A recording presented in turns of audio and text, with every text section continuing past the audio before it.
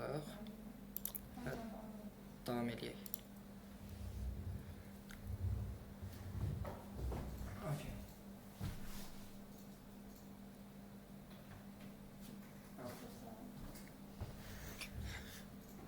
Davam edə bilərik onda. Məsələn, praktik ola bir nümunə dedik baxaraq. Məsəl üçün, bizə verilib ki, məsəl üçün, məsələdə yazılıb ki, n kiçik bərabərdir, 10 üstü tutaq ki, 5. 2, 0, 3, 4, 5. 10 üstü 5 deyə bir məsələ verilib, 10 üstü 5. Və biz bu məsələnin, məhdudiyyəti belədir verilmiş məsələnin, heç şərtini falan kənara qoyuruq. Və biz məsələdə düşünürük ki, biz hansı algoritmi işləsək bizim üçün daha yaxşı olar. Yəni, təbii ki, biz burada baxırıq ki, biz burada 10 üstü 5-də, 10 üstü 5-də ON kvadrat işlətsək, yəni biz bu məsələni ON zaman mürəkkəbliyi ON kvadrat olan bir algoritmlə həll eləsək, bizim təxmini burada olacaq 10 üstü 10 əməliyyatımız. Çünki 10 üstü 5 üstü 2. Yəni maksimum 10 üstü 5 deyə ədədimiz. Tutaq ki, maksimal ədəd 10 üstü 5-dir və 10 üstü 10 olacaq. Yəni 10 üstü 5 üstü 2, 10 üstü 10 əməliyyat və 10 üstü 10 əməliyyat görür ki, çoxdur. Yəni bizim intimizin belə yaxdaşı 208-dir, yəni üstü 8-dir. Bu hətta 10 üstü 10-dur. Yəni ona görə də biz baxırıq ki, 10 üstü 10 əməliyyat çox böyük bir əməliyyatdır. Yəni və bu əməliyyat yazdığımız proqram çox yavaş işləyəcək. Və ona görə də biz düşünürük ki, yəni bizim seçəcəyimiz algoritmin zaman mürəkkəbliyi ON kvadratdan aşağı olmalıdır. Yəni ON kvadratdan aşağıda, yəni ON log n olmalıdır ən pis halda. Yəni nümunə olaraq belə yəni baxırıq bizim məsələlərimizə, ona uyğun biz algoritmlər təyin edirik. Bigonun ümumiyyətlə hesablama qaydaları var. Bigo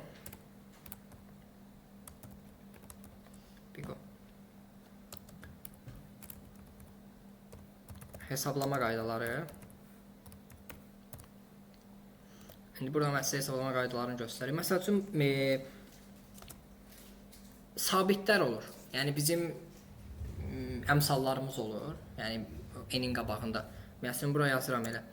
Yazıram ki, məsələn əmsal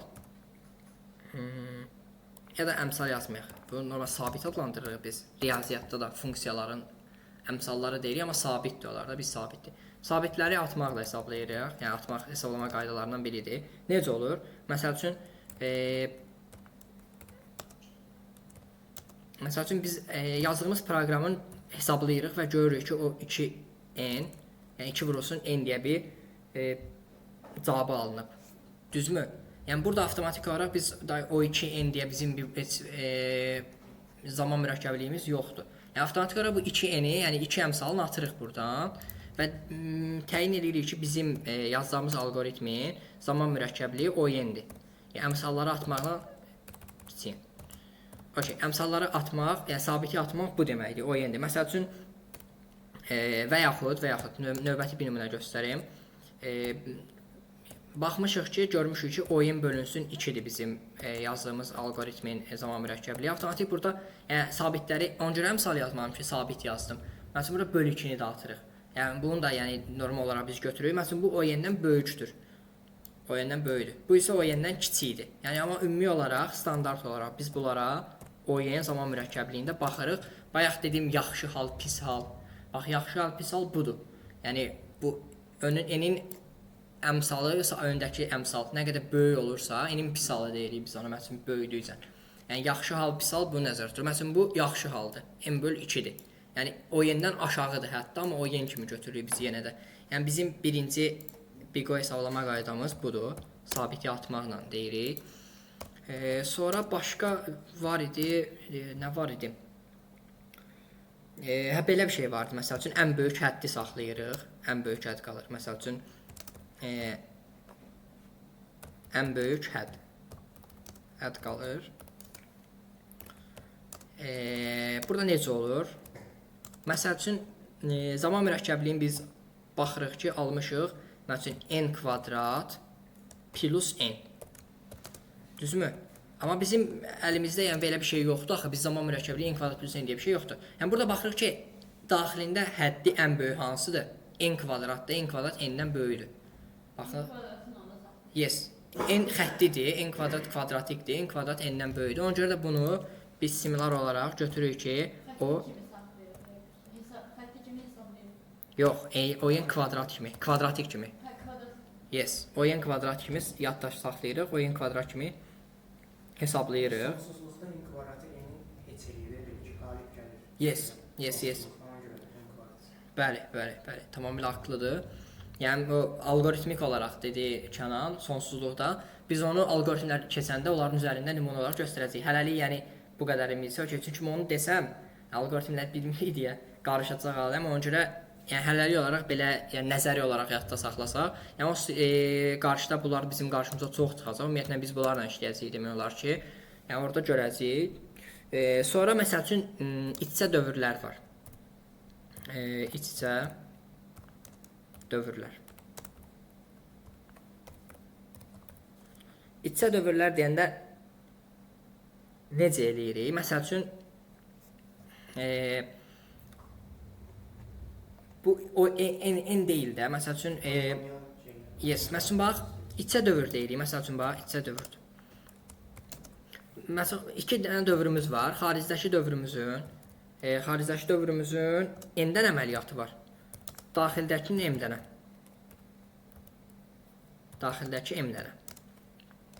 Yəni biz bunu zaman mürəkkəbliyi yazanda yazırıq ki, o n vurulsun m. Məsəl üçün burada yazsam ki, əgər yazsam ki, m bərabərdir n olarsa, m bərabərdir n-ə. Düzmü? Şərt olaraq yazında, proqramlaşma dilində. M n-ə bərabər olarsa nə olacaq? Olacaq ki. Yes. O, yəni n vurulsun n. N vurulsun n. Bu da gəlib çıxacaq nəyə? O n kvadratına. O n kvadratına. Məsələn, iç-içə dövrlər olanda, məsələn, iç-içə dövr görürük, for 2 dənə. Biz onun zaman mürəkkəbliyini belə hesablayırıq. M vurulsun M. Yəni, məsəl üçün, 5 dənə çöldə dövr var, 4 dənə içərdə dövr var, 5 vurdu, 20 dənə əməliyyatımız var bizim orada. Məsəl üçün, hər ikisi 5 olanda artıq 5-in kvadratı kimi götürürük. Okey, başqa var idimi? Deməli, sabitləri dedik, ən böyük hədd qalır, iç-içə dövrlər vurulur. Bir də ardıcıl dövrlər var, yes. Ardıcıl dövrlər var. Ardıcıl. Mən Azərbaycan yazaq ki. Ardıcıl dövrlər. Ardıcıl dövrlərdə necə eləyirik? Məsələn, ardıcıl dövr nədir? Yəni, bir dənə for yazmışıq, onunla eyni hüquqa malik başqa bir forda aşağısına yazmışıq. Yəni, bir-birinin daxilində deyirlər, 2 dənə for var. Yes. Məsələn, bax, biri n-dir, digəri m-dir, digəri m-dir. Onda necə olur? Olur o n plus m. Səhv qoydum ötürsən. N plus m. İndi bu buradan nəyə bizə əsas verir? Baxın, o n plus m, yəni yenə yuxarıdakına oxşar yazsaq, m bərabərdir n yazsaq, nə olur? Olur o n üstəgəl n. Yəni o 2 vurulsun n-də, n üstəgəl n o 2 n-dir. Yuxarıda biz o 2 n-də nə yazmışdıq? 2n n kimi. Yes. Bu da olur o n-ə gedir. Yəni baxın belə. Yəni Bigonda hesablama qaydaları belədir. Yəni mən nümunə olaraq göstərdim ümumiyyətlə. Yəni bunları indi biz proqram üzərindən baxacağıq. Normalda əslində hamısına. Füsion belə. Yaddaş get bayağı. Məsələn, bir də bizə yaddaş məhdudiyyəti var. Yaddaş məhdudiyyəti. Bigon dedim, gəl burada yaddaş məhdudiyyətində bir dənə test deyək.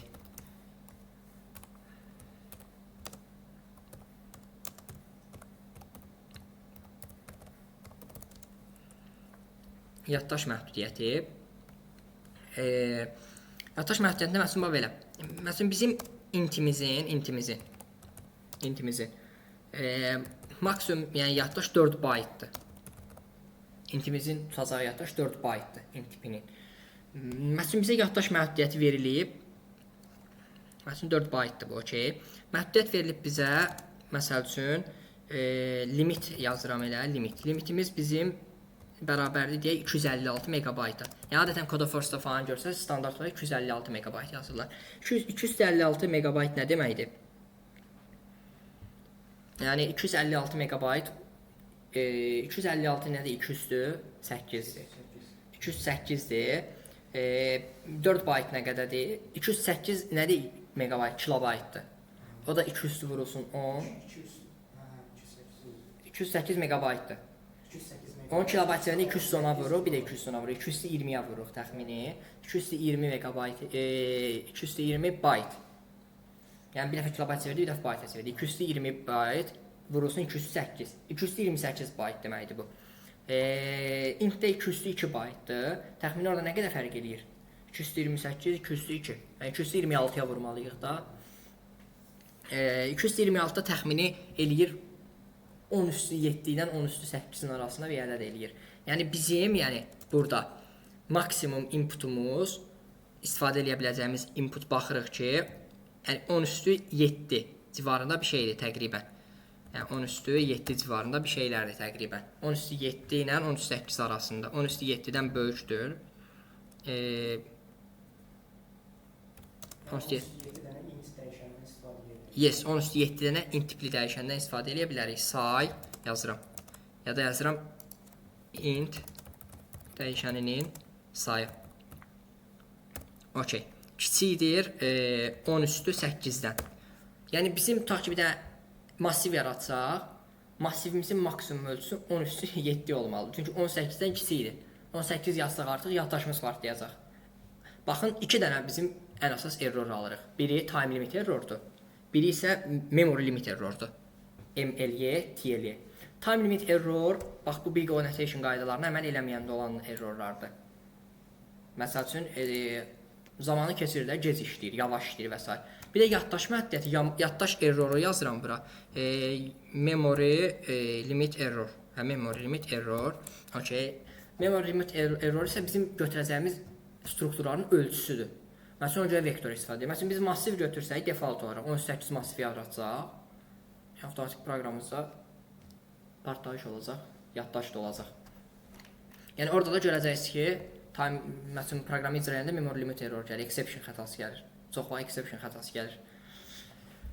Okey, yəni belə limitlər bunlardır. Bunları niyə deyir ümumiyyətlə başlanğıc olaraq? Çünki bunlar bizim ən vacib eləməli olduğumuz qaydalardır. Biz məsələnin həllini, seçəcəyimiz struktur, seçəcəyimiz algoritm, istifadə edəcəyimiz, nə bilim, yığımlar, massiv, vektor hamısının, yəni bu yaddaş məhdudiyyəti başda yazılır 2 dənə.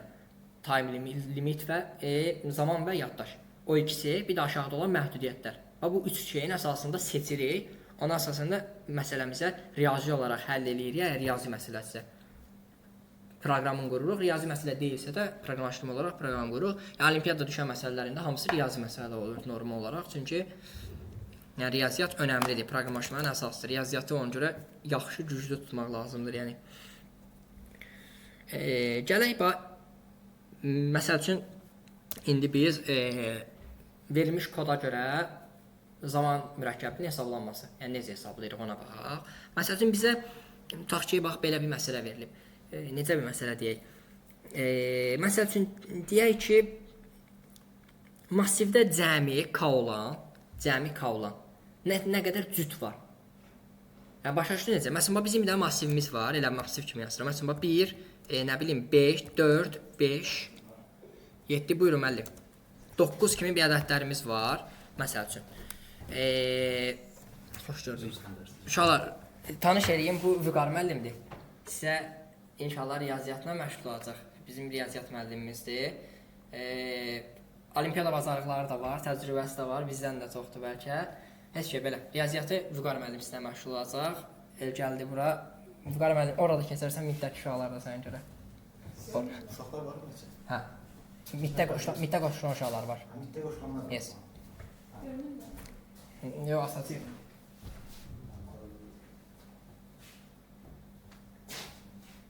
Yasa bu kameradan göründülər, heç bir şey. Hə, Vüqar müəllimdir. Vüqar müəllim riyaziyyat falan məşğul olacaq sizlə. Hə, məsəl üçün baxın. Sağ olun müəllim. Baxın, məsəl üçün cəmi K olan neçə dənə, ya da elə bir yazaq ki, cəmi K olsun da. Məsələn, bura 8 yazaq, düzmü? 4, 5, bura 3 yazaq, bir dənə də 2 yazaq.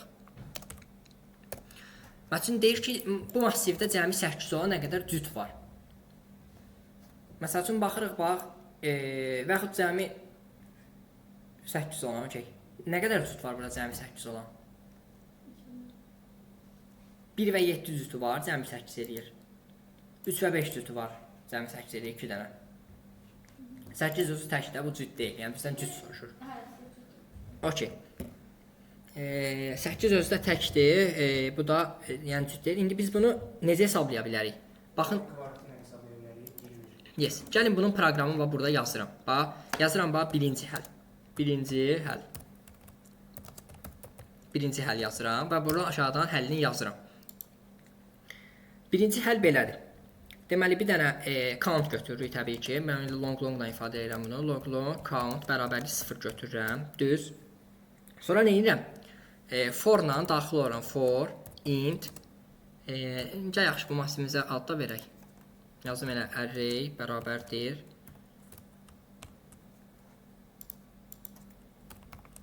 Okey. İndi gəlim indi for int i bərabərdir 0. I kiçikdir nədən? Elementlərin 1, 2, 3, 4, 5, 6 dənə element var. 6-dan i plus plus düzmü? Düz. İndi düşdü aşağı bir dənə. Yazıram. İndi yazırıq ki, nə? For int j bərabərdir i plus 1-dən. Niyə i plus 1 yazıram? Yes, 1-lə bəli, təbii ki, 1-lə bunların hamısını yoxladıq. Düzmü? Artıq 2 ilə gəldik. 2 ilə 1-i niyə yoxlayaq artıq? Çünki 1 ilə 2-ni yoxlamışdıq da onsuz. Və 2 ilə 2-ni özünü də yoxlayalım təbii ki. Yəni 2-dən sonra gələn elementləri yoxlamalıyıq artıq. Yəni 2-dən sonra gələn, yəni j bərabərdir i plus 1. 2-dən bir vahid sonrakılar.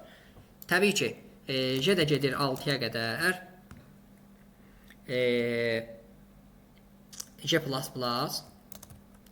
Onda gəl bunu biz 6 yox 5-ə qədər yazaq. Çünki burada hepsi adından sonra partlamasın proqram. Bildin niyə? 6-cı elementi gedib görməyək. Yes, buna gələk, bundan da bunu yoxlayaq, işimiz bitsin. Okey. Okey. İndi nə edirik? If əgər a-yı üstə gəlinsin AJ bərabərdirsə nəyə? K-ya. Tutaq ki, bizə bir dənə K ədəd verib. İndi proqramı mən yarımçıq yazıram. Bərabərdirsə K-ya, onda count-umuzun sayını artırırıq. Count plus plus yazırıq. Düzmü? Bu dövr işləyir, bitirir və bizim cavabımızı, nəticəmizi verir. Cavab olaraq düzgün cavab verir, çünki proqram düzgündür. İndi gəlin burada baxaq. Burada nə qədər əməliyyat var? 0-dan 5-ə qədər. 5 əməliyyat var. Okey. İndi 5 əməliyyat burada var. Hər dəfədə içində məsələn bir dəfə 5 dəfə əməliyyat eləyir, bir dəfə 4 dəfə əməliyyat eləyir, bir dəfə 3 dəfə. Təxminən oyun kvadrata gəlib çıxır da. 5 vurulsun 4-dür. N vurulsun M-dir. 5 vurulsun 6. Burada da 5 əməliyyat var. 5 vurdu. 5 vurur. Yes. Yes, oyun kvadrata gəlib çıxır da, hətta ondan da böyük bir şey eləyir.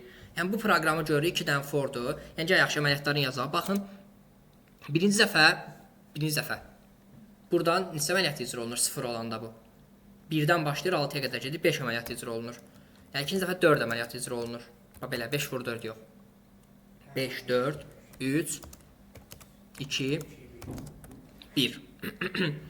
Yəni nə qədər eləyir? 9 3 12 14 15 əməliyyat icra olunur. Okey, əla. Dedik ki, iç-içə dövr olanda biz M vur M götürürdük. N vur M. Yəni niyə bu 30 olmadı da 15 oldu? M vur M götürürdük axı. Burada 5 deyib dövr, burada 6 deyil amma ona görədir. Baxın biz lap pis proqram yazmadıq. Müəyyən qədər yaxşı proqram yazdıq. Çünki burada J-ni hər dəfə 0-dan başlatmadıq. i plus 1-dən başlatdıq və görürsən yarı əməliyyat azaldıq. 30 əməliyyatdan 15 əməliyyat azaldıq əməliyyatlarımızın sayını. Okey. Yəni bunun təxmini big O notation-ı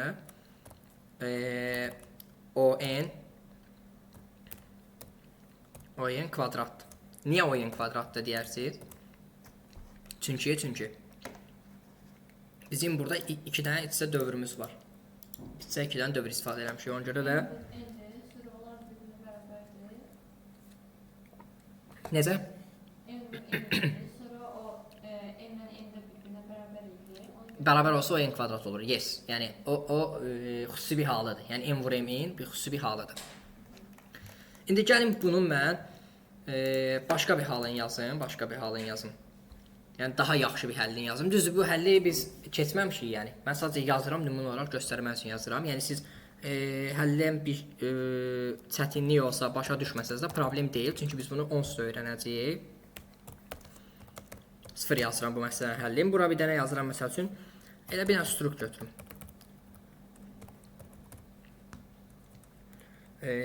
Unorder etmək götürüm. Bura int verim. Burada unorder et. Düz yazımda yes. Unorder etmək götürüm. Bunun bir dənə verim adım. Okey.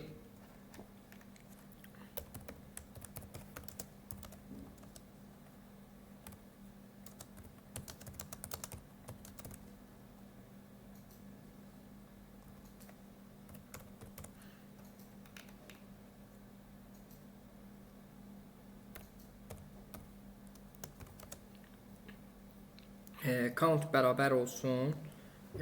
Yox, count plus bərabər olsun nəyə? ONM deməli buradan bunu götürdüm. Okay, K minus A-yə. Çünki ikisini toplayırdıq. Ona görə K-dan minus eləyəcəyik bunu. Okay, buradan da olacaq K. Yox, ONM K-yı massiv götürmədik biz burada. Massivimiz əvvəldən var idi, yes. A massivimiz var idi, tutaq ki. Burada daha yazmışdım.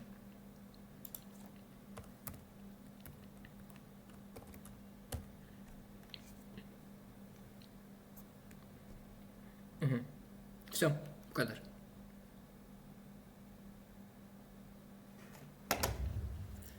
Baxın, burada deməli baxın. Mən bir unorder etmək deyə bir struktur istifadə elədim. Bunu öyrənəcəyik biz. Yəni hələ ki öyrənməmişik. Və burada bir dənə for yazdım. Və bu for n dənə əməliyyat yerinə yetirir. Yəni 6 dəfə işləyir for. Amma hər dəfə də içəridə 2 dənə əməliyyat yerinə yetirir. Yəni 6 dəfə 2 plus 2 plus 2 plus 2 plus 2 və plus 2 bərabərdir 12. 6 əməliyyat keçdi. Amma özünün kompleksitisi nədir? 2 vurulsun n-dir. Niyə? Çünki 6 dəfə 2 əməliyyatı yetirir. Bəs mətin özü müəyyən bir proses aparır öz içində. Yox. Heç bir əməliyyat aparmır. Yəni burada gedən proses mapin içində gedir elə. Yəni mapə əlavə bir şey eləmirik biz. O 2n və bu da eləyir. Nə eləyir? O n eləyir. O n. Məsəl üçün bax. Burada tutaq ki ədədimiz 100 olsaydı. 100 plus 99 plus 100-dən 1-ə qədər. 100 dənə ədədimiz var. Ədədi silsilə ilə n vurulsun n-1 bölünsün 2. Yəni hesablaya bilərik də cəmi. Hesablaya bilərik. Gəl yaxşı hesab. 1-dən 100-ə, tutaq ki ədədimizin sayı 100-dür. Düzmü? Necə? 5050 əməliyyat olur. Yes. Məsələn, burada ədədimizin sayı n bərabərdir. Bunun altına qoyuram. If əgər n bərabərdir 100 olsa, əməliyyat sayı olur nə qədər? 5050 dənə. 5050 dənə. Düzmü? Təxminən bu 1000-ə yaxın ədəddir də, 10.000-ə yaxın ədəddir. Ona görə o n kvadratı yaxındır. Aha. İndi gəlin burada hesablayaq. Burada hər dəfə neçə əməliyyat olunur? 2 əməliyyat icra olunur. 100 dənə əməliyyat olsa nə olacaq? 200. If əgər n bərabərdir 100 olsa, bizim cavabımız olacaq 2 vurulsun 100. O da eləyəcək 200. Baxın 5000 əməliyyat hara? 200 əməliyyat hara? Çünki bir dənə məsələdir. Bunun burasına ikinci əl yazmamışam mən. Amma səhv sala bilərik. Gəlin bura bir dənə ikinci əl yazın. İkinci həll. Okay. Baxın, bu oyun kvadratla işləyən bir həllimizdir. Bu isə oyun ilə işləyən bir həllimizdir. Hələ oyun kvadratla oyunun arasında bir dənə də xətti loqaritmik var idi. Yəni görürsən o qədər azaltdıq yəni biz fərqi. Baxın, ədəd hələ 100-dür. Input 100-dür. Məsələn bizim inputumuz düşünün 10 üstü 5 olsa, yuxarıdakı həll 10 üstü 10 əməliyyat icra eləyəcək. Yəni oyun kvadratdır deyə. O 10 üstü 10 həllə yaxın bir həll icra eləyəcək. Aşağıdakımız isə 200-dür. Yəni 10 üstü 5. 10 üstü 5 əməliyyat. 10 üstü 5-ə yaxın bir əməliyyat icra eləyəcək. Yəni baxın zaman mürəkkəbliyi strukturlar buna görə vacibdir, buna görə lazımdır bizə. Və belə də hesablanır. Buradan necə biz bunun oyun kvadrat olduğu qənaətinə gəldik? 2-dən for var idi. 2-dən for. Və yuxarıda da biz qeyd eləmişdik ki, iç-içə dövrlər, burada da qeyd eləmişdim, iç-içə dövr oyun kvadrat işləyir. Burada da nümunə olaraq göstərmişdim ki, iç-içə dövrləri niyə biz oyun kvadrat götürürük? Qəşəng. Bu isə görürük ki, burada bir dənə for var və içəridə də 2 dənə əməliyyat icra olunur. Burada bir toplayıb bərabər eləmə əməliyyatdır, bir əməliyyatdır. Burada da bir artırma əməliyyatdır, bu da ikinci bir əməliyyatdır. Və hər dəfə də 2 əməliyyat yerinə yetirdik və bu da bizim olduğu cavabımız, nəticəmiz. Yəni belə.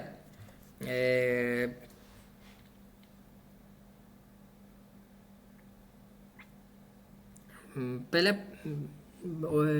kompleks zaman mürəkkəbliyində başqa bir şey ağlıma gəlmədi.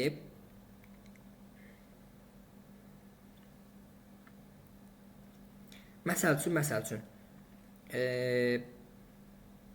Gəlin mən bir dənə nümunə yazım. Biz onun big olsun təyin eləməyə çalışaq. Yaxşı. Baxın, belə yazdı. For. Gəl belə yazaq yaxşı. Baxın, bu alqoritm yazışı belədir. For i, for j, for j və for k. Düzmü? Daxilində də belə bir əməliyyat gedir. Getsin sum plus bərabərdir. Belə bir əməliyyat icra olunsun. Yox, mən bunu plus olaraq yazmadım. Nümunə olaraq yazdım sadəcə. AJ vurulsun. Yəni alqoritmik olaraq, psevdokod olaraq deyək. AK.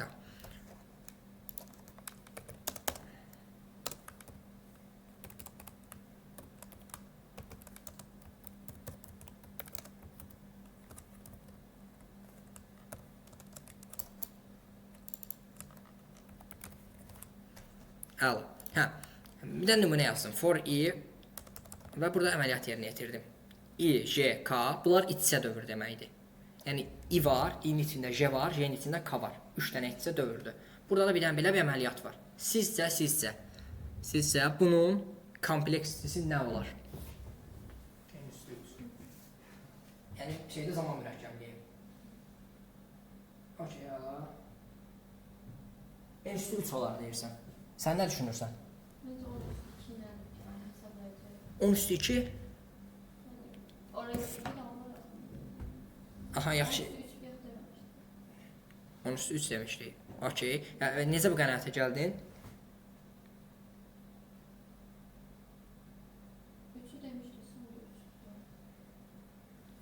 3'ü demişdim. Burada. Ya burada onu biz nümunə kimi verdik. Yəni normalda o n kvadratdır. Ta ki 20 olsa 20 üstü 2 olacaqdı məsəl üçün. Çünki 2 dənə dövr vardı içsə. Burada içsə 3 dənə dövr var. Yəni 3 dənə dövr varsa nə olacaq deyirik?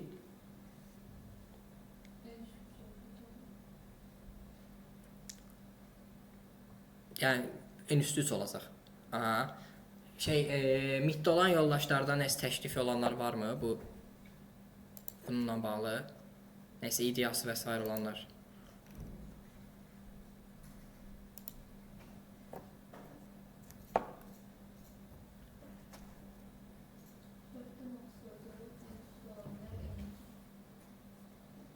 Yəni niyə N2 olur? N2. Maraqlı yanaşma yazmışsam Fuad xan, şərt hansıdır? N3 də ola bilər. N2 SQRT-də.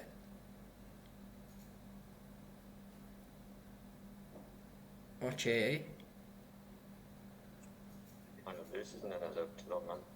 Onu nəzərdə tuturam ki, misal üçün ay n dəfə gedə bilər, lakin ondan sonrakilər misal üçün n bölünsün 2-yə ya da ki, ayrı bir relation qurmaq olar. Onda yəni loqaritmik də içində ola bilər.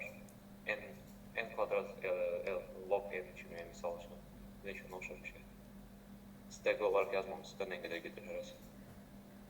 Okey. Yəni başa düşdüm. Gəlin baxaq onda biz buna. Baxın, for idi. For j-dir, for k-dır. İçərisində də 2 dənə vurma əməliyyatı var. Bir dənə də toplama əməliyyatı var. Düz. Aha. Deməli, bax biz n əməliyyat burada. J əməliyyat burada, k əməliyyat burada. İ orada göstəricidir yoxsa? İ göstəricidir, yes. Sıfırdan n-ə qədər deyək. Hamı sıfırdan n-ə qədər dəyişir götürək. Yəni, Fuadxanın dediyi odur ki, yəni göstərici fərqli olur. Sıfırdan n olmur. Yəni i fərqli olur ki. Sıfırdan n-ə qədər. Yes. Məsələn, Fuadxanın dediyi odur, okeanları azlaşdıran. Biz sadə nümunə olaraq sıfırdan n-ə qədər baxırıq. Sıfırdan n-ə qədər baxırıq. Baxın, burada n əməliyyat. N kub əməliyyat çöldədir elə. İçəridə də 1 əməliyyat, 2 əməliyyat, vurma əməliyyatı, 3 dənə də əməliyyat var. Yəni hər dəfə 3 dənə əməliyyat. Yəni bax 3 dənə əməliyyat yedir. N dəfə 3 əməliyyat, 3n. Bir də n gəlir üstünə. Təbii ki, əmsalın öndəki əmsalın bizə dedik ki, önəmi yoxdur. Yəni bu qaydamızdan istifadə edirik. Baxın bu qaydamızı sabiti atmaqla. Əmsalı atırıq 3-ü. Yəni qalır ki, n və olur ki, o n kub. O n kub. Yəni kompleksisi belədir bunun. Təbii ki, bunun içəridə i'lərin, j'lərin, k'ların dəyişmələri ədədə görə dəyişəndə cavabımızda o n kub olmaya bilər. Yəni riyazi olaraq bunu yazılışın biz cəm düsturu, cəm şey var ifadəsi, cəm simvolu. Onunla göstəririk. Cəm i, cəm j, cəm k. Yəni dəyişmələri standart olaraq n-ə göstəririk deyə. Yəni kuba gəlib çıxır. Yəni istənilən halda bu məsələnin həlli kuba gəlib çıxır.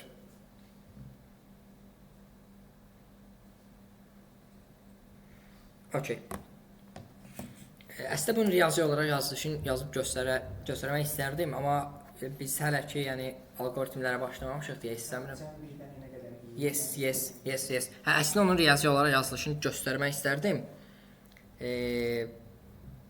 Amma biz o qədər yəni dərin keçməmişik deyə hələ. Yəni ona görə orada çox qarışıqlıq olacaq. Yəni ona görə biraz problem olacaq.